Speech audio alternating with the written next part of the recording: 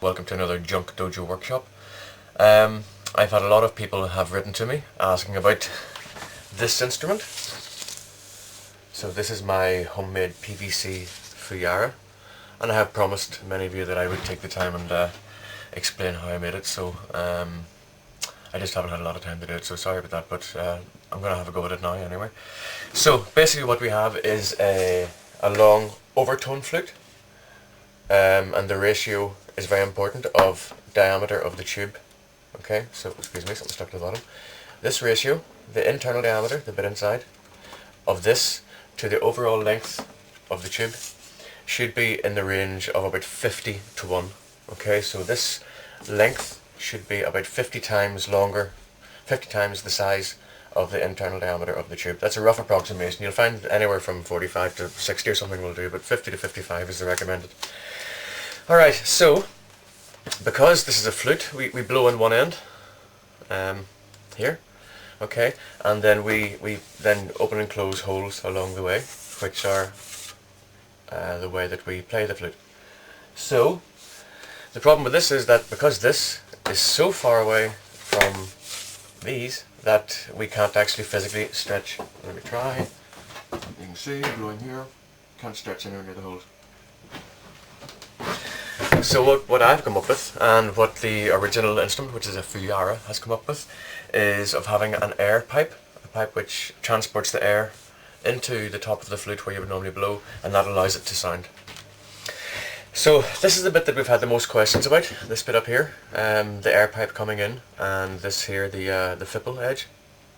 So the air pipe simply just plugs in, plugs out, you can see here. Okay, so the idea is that the air needs to come in through here, then it needs to go into this hole and over this edge. So there needs to be a channel in here to get the air to come along like this, and I'll show you how I made it.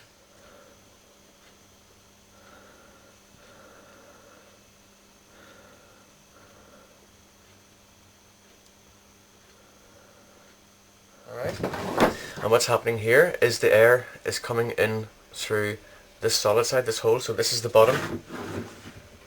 So this is the way this is normally set up. Okay, so this is the back of the instrument, and this is the hole at the back. So the air comes in here, up through there. Okay, because this tube is around it, the air has nowhere to go but to be forced forward.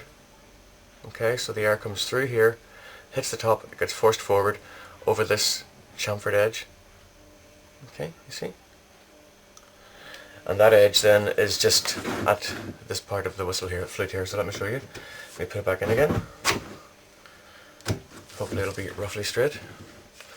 And here you can see, there's the bit of wood there. Okay, so the air is coming in through here, up, hits the top of this, goes down, is directed down over the fipple edge. This isn't the best fipple shape in the world. The fipple is normally more narrow, so it's normally not quite so wide, normally a little more narrow, and normally a little more long. But this is the version that I had made, and this is what works for me. Alright, and the tube just pushes in the end here.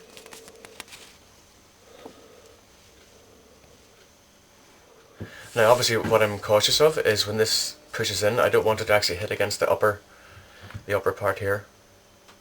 So what I've done is I've cut a little notch in the tube. Now it shouldn't actually go right the way through. Here we go, put it in. Okay, and even if it does hit against this edge, the air still is able to flow through. So with that all done,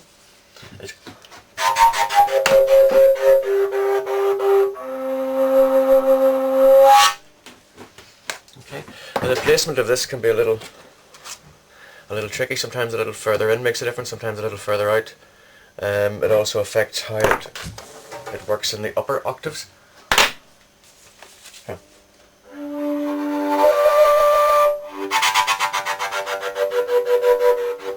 Yeah, it's not being very effective at the minute, I have to say.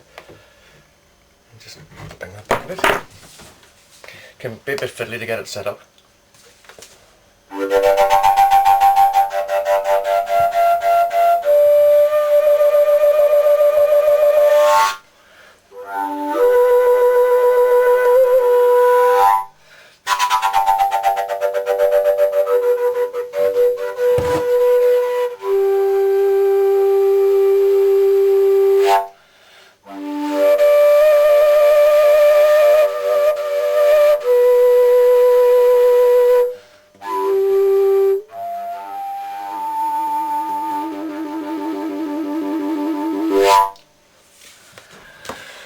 And that's basically my PVC Fujara.